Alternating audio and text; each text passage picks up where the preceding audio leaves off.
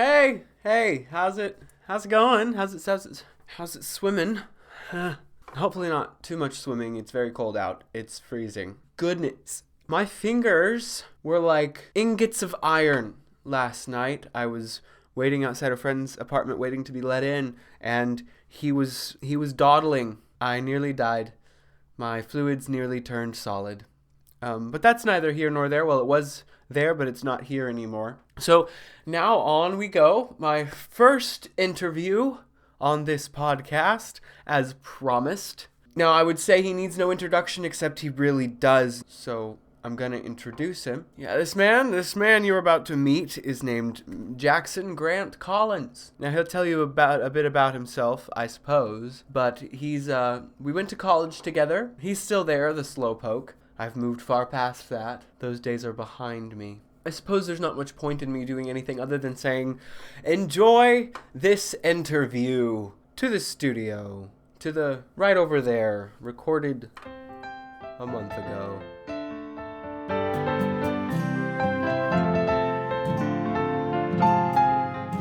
Oh, come on, I was going to do that. Oh, sorry. My bad. It's alright. Stole that from you. Mine's the one that counts, because I'm editing it. All right. Jackson Grant Collins. Elijah Clay Lyons. Oh, welcome to the studio. That is the studio of Reading Between the Lions. Yes. Are you impressed? I'm disappointed that there are no actual lions in here. I'm right here.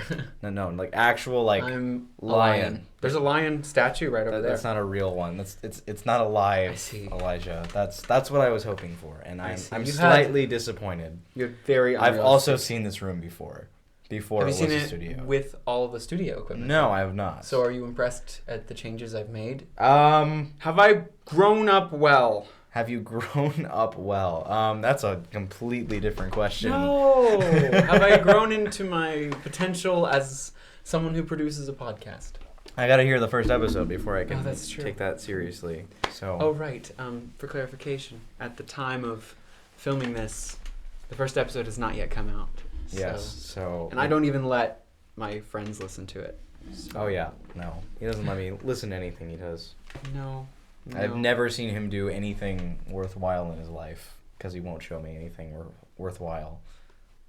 I've shown you a lot, Jack. No, it was a joke. 'Twas a joke, my friend. Rethinking this. Maybe I shouldn't do guests. This should be a solo podcast. This should be me all by myself.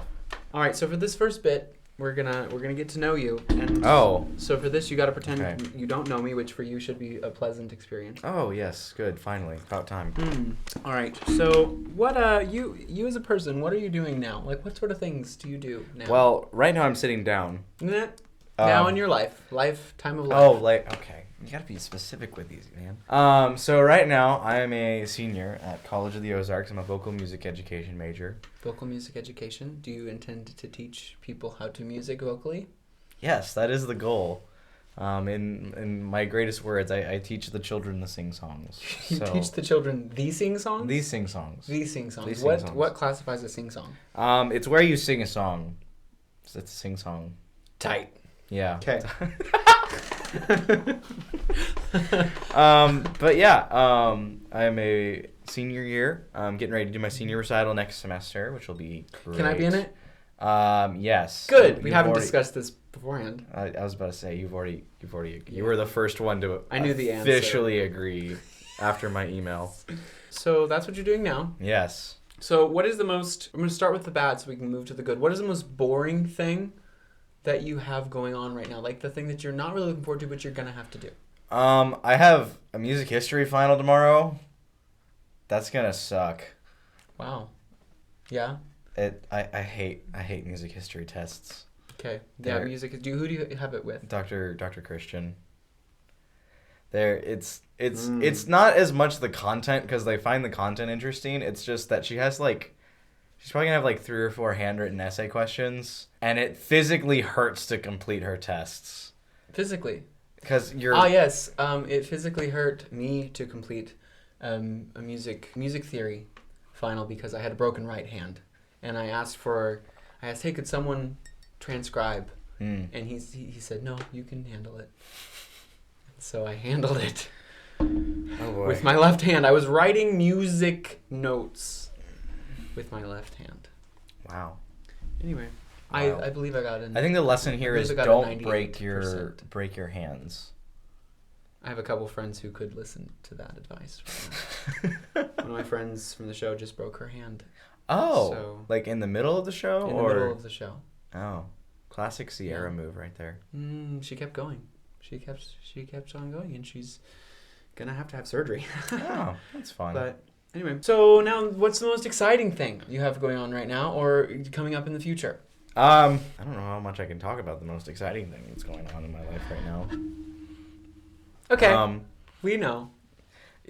We know. We know. I don't know We if they'll can know. all tell. That's exciting. We'll have to talk about that later when the camera's off. And the camera, yes, I'm sure we will. The camera will still be on. Oh, okay. Just kidding. Just kidding. You signed a release form. Is it saying like I'm able to be filmed without any? It just says that anything that is done during our session. Now that I've told you that, you can declare our session over, and then I can. But if I hadn't told you that, then the session could go on as long as I felt. Dang, you've made this intentionally vague. I'm just kidding. It's not that vague. If you are on my podcast, you are safe. You clarify for any future. I just don't guests of like the Jack podcast. to feel safe. This is true. This is very true. Now I'm going to ask, dig deep. I want you to think of an exciting, long-term, specific achievement that you want to accomplish. Mine, for instance, was I want to go to France. Like it's just like that. I still haven't been to France. I know you were all wondering because I mentioned last time that I hadn't been there yet. Still, 2 weeks later, I have not yet been to France. I think biggest long-term, or one of the bigger long-term goals for me is to one day teach music at a collegiate level. Collegiate level. Probably a silly goal for me is I would love to build a secret room in my house that none of my children know about. I've built so many blueprints. But there's like clues hidden around the house. So like if they're just like exploring, they're like, oh, what does this do? And they're like start putting all the pieces together. So it's like this big mystery game of like, what are these symbols? Like, you know, I imagine one of my kids like gets obsessed with this one day and just like has this conspiracy board. Jack, you are training up your children in the way they should go. To be conspiracy theorists. To be puzzle solvers. I mean, they are probably going to be raised on Gravity Falls, so. Yes, Gravity Falls. It's good. I forgot to introduce you to that. It's good. Yes, because of you, I watched both seasons. It was fine. You're just not an animated show guy.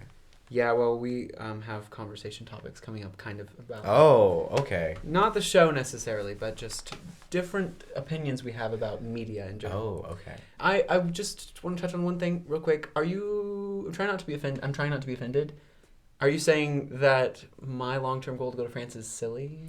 Well, no, I wasn't saying that. I was wondering how to approach the question. Okay. I don't think going to France is silly. I want to go to Europe one day. I want to go to Japan. I'd love to go to Japan. Japan's not in Europe, Jack. Well, that was in addition to going to Europe, Elijah. Next episode, we will be talking about geology. We'll be talking about classification of terms, and then we'll be talking about geography.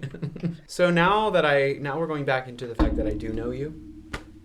Yes. And I'm going to display that knowledge for a moment. Recently, you were in a snippet of a production. I believe it was called, 2044 perhaps? Or 2044? I don't know what the year is. I hate dates. What was the number? The year that it took place in? It was like 2043 or something. Okay, so 2044 was not that far off. You made it sound like it was ridiculous. Well, you acted like you were going to say the title. That's not the title of the play. Oh, it's Someday perhaps. Yes. My goodness. I concede.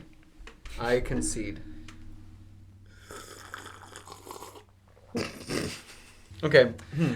You were recently in a snippet of a production called Someday Perhaps. This is true. In this production, you played a male character. Yeah, I did play a who male character. wore female clothing. I have many pictures. Of course you do. I won't be showing them in the video version of this podcast. And that's not a promise, just if you want to look at I have, like, you signed something. I'm just going to say you signed something, so I don't have to promise that. There's nothing specific in there, but I'm just gonna say it's fine. Oh, okay. Here there, father. Be brave. Something will turn up. I'm past hoping, son. As for me, it does not matter. I am old. I have lived my life. But what is to become of you? Oh, I cannot bear to think about it. Lucia will return. Oh, if only she would. Oh, if only your mother were still alive. Anyway, that was entertaining to watch. You hated it. Yeah, it was not my favorite scene I've ever been a part of. After the scene was over, he went off stage, tore off the skirt, and you stormed back in and you threw it at the director. Oh, yeah. To be fair, it was mainly for the bit, but it was still like, all right, we're done here. Yeah. Very well done, Jack. It was very impressive. Thank you. You've now worn a skirt one more time than I have, which is surprising, considering the two of our personalities. Yeah, no, it is. Mm-hmm. Anyway, talking about other shows that we've been in, we actually played sort of, not co-leads, but our characters. I was a lead. You were supporting. The description said Lumiere, lead, Cogsworth, supporting. Okay, I agree with you. I got one less credit than I did for the class. I don't care about credits for I know, class. but I'm just saying, I can say it was... I mean, yes, Cogsworth, I would say Lumiere's supporting as well, but he has a whole freaking song that he leads. I mean... He's a lead. Who goes and warns the beast near the end of the play? It's Lumiere. Well, depends on which version of the show you're talking about, but our version, yes. In our version, I was a lead. Whatever. Okay? Let me know in the response area. Not every platform has comments. Not every platform has comments sections. Let me know in whatever way you can respond whether you think Lumiere is a lead in the Broadway production, the stage production of Beauty and the Beast. Okay. I think they would get it though if you just said comments. I like to put a little bit of spice and flavor into everything I do, Jack. Yeah, I'm very aware of this fact, Elijah. Very aware. Leave your response in the comments below. That just sounds so dull. And it's also not entirely accurate. So, all right. So I thought it would be funny. Lumiere and Cogsworth, as much chemistry as they have, as much of a relationship as they have, they don't have a duet. Oh. If Lumiere and Cogsworth had a duet, at what point of the show would it come in and what would it be about? Interesting. I feel like Human Again is a fairly natural spot for it. I'm trying to think of if there's another spot where you could do something different besides Human Again. I think it would be after Home. So after the Beast, so the one scene where the Beast storms out of Belle's room after she refuses to go to dinner. So shortly after the Belle arrives at the castle and before Be Our Guest. Yes, something there could work. What would they be arguing about the girl? Are you thinking? Well, it's hard to. Let's see here. Maybe we're also both songwriters, so if we get enough response, we may actually write this thing. I'm saying that for the both of us, and he'll have to listen because he just does. I think there's a couple of ways you could approach it. You could take it from a more. I think you'd have to take it to a comedic approach because I feel like everything else that the castle staff sings is too serious, like, because Human Again and Something There, which Castle Stuff doesn't sing the entire thing of that. Both of those are very like, hey, what's our perspective in the story? Mm-hmm. And Be Our Guest is just kind of is basically just a showpiece.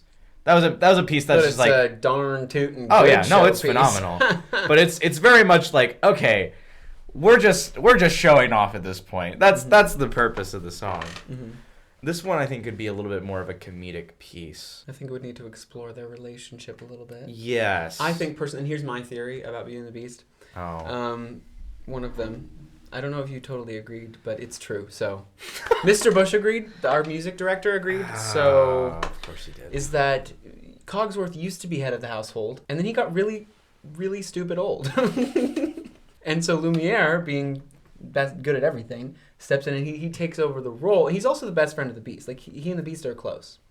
And so he steps in and takes over the head of the household role. He loves Cogsworth, and so he lets him stay with the title of head of the household, and he's not. Lumiere is in charge. That's just... So if I'm so old, why am I still hitting up on the dresser lady? She's also old. Oh. Birds of a feather. So yeah, I think maybe Cogsworth trying to take charge or something and Lumiere helping? Like Cogsworth, he's like making plans and overlooks things, and Lumiere just kind of subtly fixes them. Okay. They can be in both like lyrics. The lyrics might be a little bit wrong, and Lumiere kind of subtly corrects them. And then also like stage directions, things he does, things he puts places are slightly wrong, and he subtly corrects them. Well, and that could also be a thing, because like right after that scene, he's like giving orders, like, all right, you're gonna stand by the door, you know, blah blah blah. These people do that, so he's kind of already giving marching orders there a little bit. And maybe like Cogsworth gets distracted and goes kind of back into how it used to be when people would be at the castle, like getting ready for lots of people, and Lumiere has to kind of funnel it into, we're trying to get this girl to love the beast. Yes. Okay, sounds good. Well, if we get a good response, so, I may be calling upon you to write this. So would you rather have a Lumiere Cogsworth duet in the show, or actually have Maison de Lune in the show? Okay, that's a conversation that I don't think anyone else will understand. But personally, since I was Lumiere, I would prefer Lumiere and Cogsworth duet. But for the sake of the show, I would prefer Maison de Lune's just such a good song. It's a villain song where Gaston sings about putting Belle's father in jail, and it's very funny. Yes. And it wasn't in the version we got, and neither was the battle. That was iconic sad. battle between is just not there. We didn't get to see Thomas fight a broom. Yeah, that's a lot of backstory. I may have to have Thomas on here and talk about his relationship with brooms. Oh my. All right. So now that we've gotten that out of the way, I believe you may have had a history with vehicles that you may need to share with us. Yes. Please make it as embarrassing for yourself as possible. Okay. My first car that I ever had was a 2001 Chevy Camaro that was a convertible. Okay, now let's focus on the important things. What color was it? It was white. Okay, there we go. That was the problem. Anyway, go ahead. Why is that the most important thing about it? White cars are awful. Oh, dang. Keep on going. I named it White Shadow.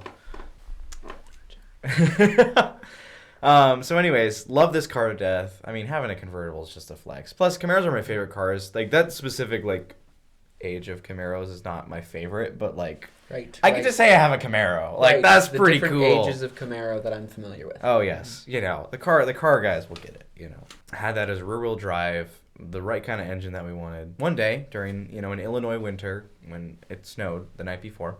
Snow.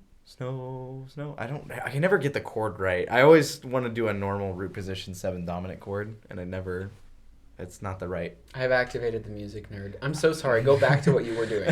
Anyways, it snowed the night before, but it was warmer that day, you know, warm enough so I was like, okay, most of the snow should be melted off the road, especially the interstate, because I'm driving to work. Most of it's interstate. Mm-hmm. So I'm driving to work, but I get to this spot on the road where it's very clear that it did not get cleared off, or it refroze or something. It was very clear that it was sketchy. I'm like, this is sketchy.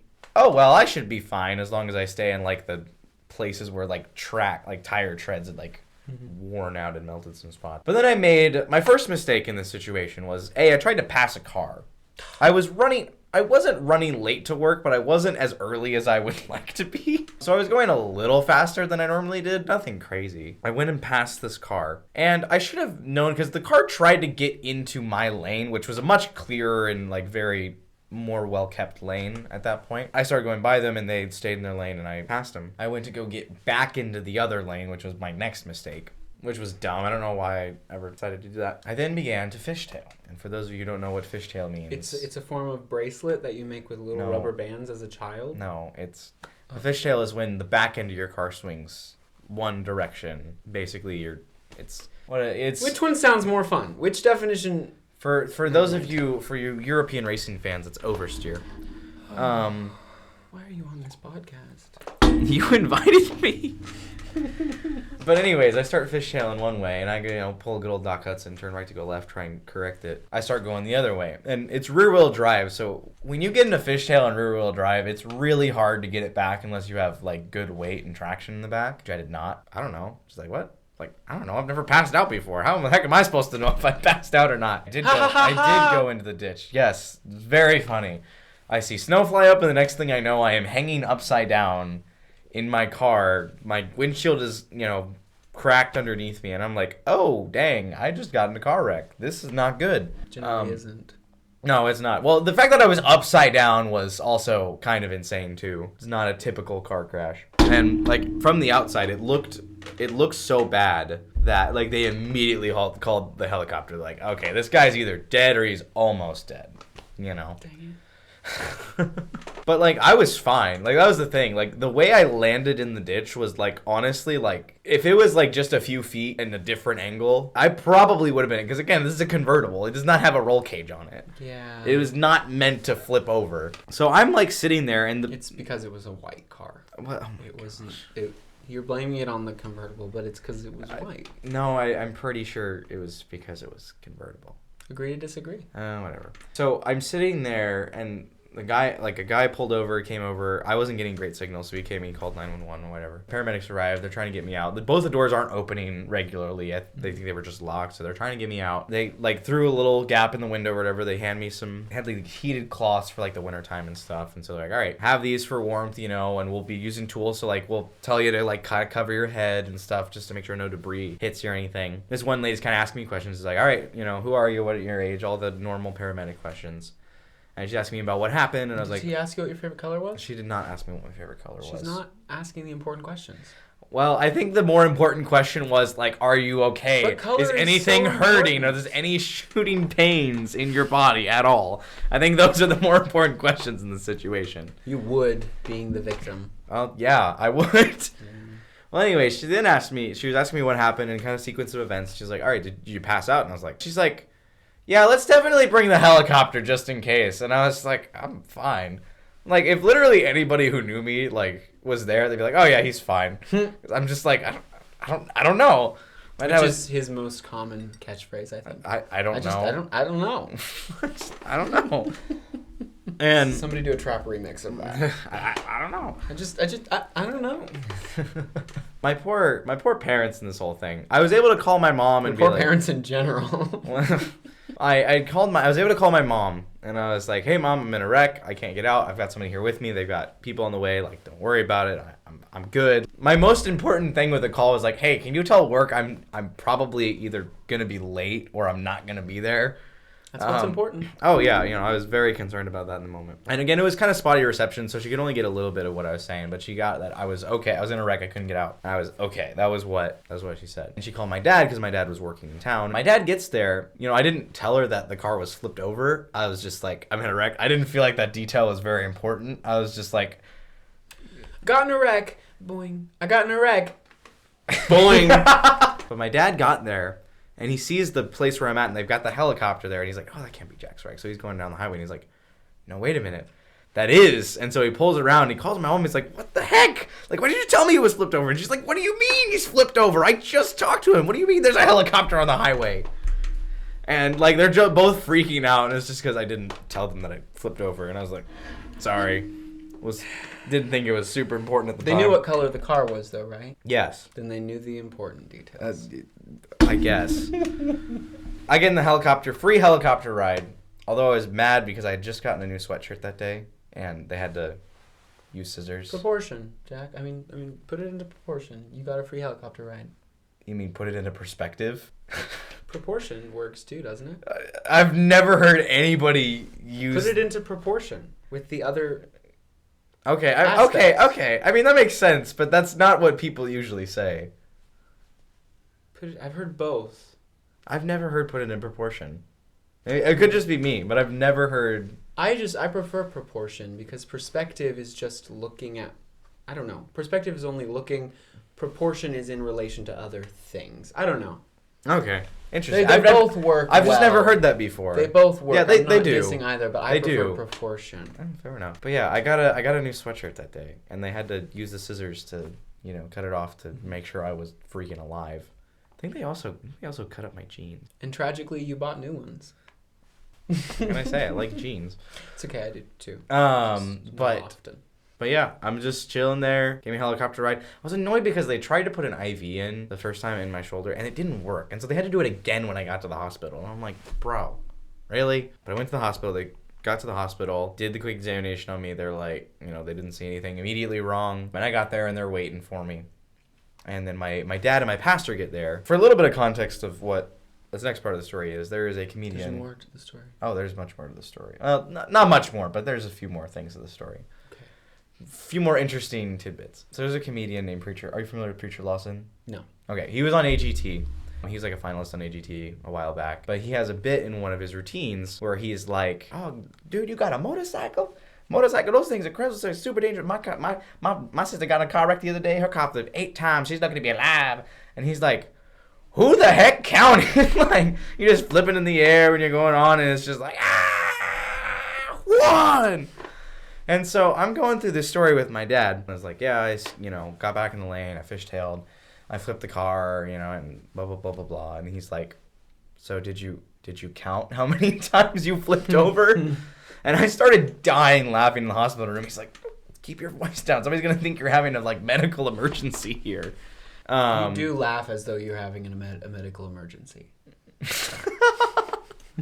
Shortly afterwards, my mom and my aunt came over to make sure I was okay. A couple of police officers come in. I'm telling them what happened, and they're asking me questions like, "Were you speeding?" And I was like, I told them about how fast I was going. I don't know if I might have tweaked the speed just a tad. Again, I wasn't going crazy fast.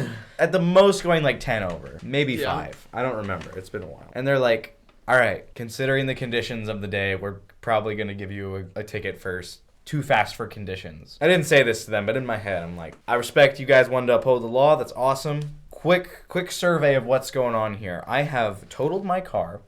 I have been helicopter lifted to the hospital. You lost your new sweater. I lost my new sweatshirt. I lost my Michael Buble CD in the car. You didn't mention that. No. Funny story about my car. It didn't have an antenna. So I just listened to the same Michael Buble CD over and over again in that car. Maybe the accident was a good thing. I am in the hospital right now. I'm not injured severely, but I'm still in the hospital. I feel like I might have learned my lesson about speeding too fast for conditions. I don't know. $28 is going to help you learn it a little better. It was way more than 28. It was how much was it? It was expensive. It was not a cheap ticket. Really? I remember it being a pretty hefty blow. I want to say 200 something. I guess I've been very fortunate in my tickets in the past. It's also Missouri versus Illinois. Oh, okay. And I don't know how much of a difference that is, but I don't remember it being cheap. It wasn't it's $28. It was Also, in the car accident that I was involved in, it wasn't entirely my fault, and my car was the only one damaged. So it wasn't too They might have bad been a little ticket, I guess. lenient on you. Yeah. But yeah. It's literally adding insult to injury. I'm again, I respect upholding the law, but I feel like I might have learned my lesson from this. Just throwing that out there. I did get to watch the Seahawks beat the 49ers in the hospital, which I wouldn't have done because my family doesn't have cable. Wow. Did they also listen to a Michael Buble CD over and over at home every day? No, they didn't. Okay. Yeah, I wish I could tell you that was the end of the interview, but it went on for another hour. So if you would like to hear more, not another hour of it, I whittled it down a good deal. Then join us again next episode, where we will be presenting an even longer discussion, although not an entire hour, rest assured. But seriously, thank you, Jack. Thank you, Jack, for being a guest. My first guest, my guinea pig, as one might say. I'm quite accustomed to being a guinea pig as the oldest of 6 children. That's something we can get into. I think I'll talk about that in the future. There's quite a few humorous stories to go around there. But this is not about me. This has been about Jackson Grant Collins. Thank you for tuning in and listening and watching, or either or both. Preferably, if you're watching, you're also listening. But who's to say?